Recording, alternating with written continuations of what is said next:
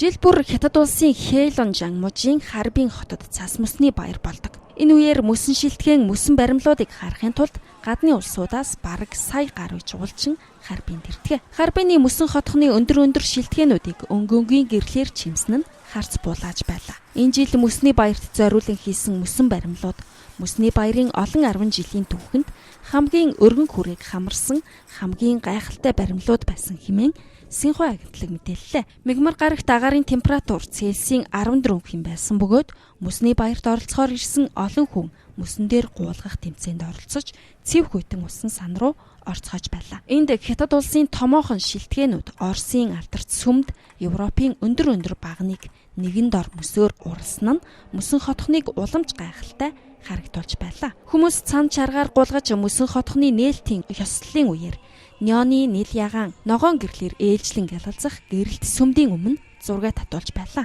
Өвлийн гайхамшигыг бүтээхийн тулд Хятад болон Нидерландын дизайнерууд 10,000 гаруй ажилтнуудын хамтаар 3 сарын турш хөдөлмөрлөжээ. Мөсөн хотхны төв хэсэгт нь 15 давхар мөсөн цамхгийг байрлуулсан байх бөгөөд энэ нь яг л дэлхийн хамгийн өндөр байрлах шиг харагдаж байлаа. Энэ баярын үеэр мөс цасаар хийсэн бүтээлийг шалгаруулах бөгөөд урлаг соёлын томоохон тоглолтыг зохион байгуулах юм. Орон нутгийн эрх баригчид мөсөн хотхныг зорин эрх жуулчид мужийн эдийн засагт ихээхэн нөлөө үзүүлнэ хэмээн итгэж байна.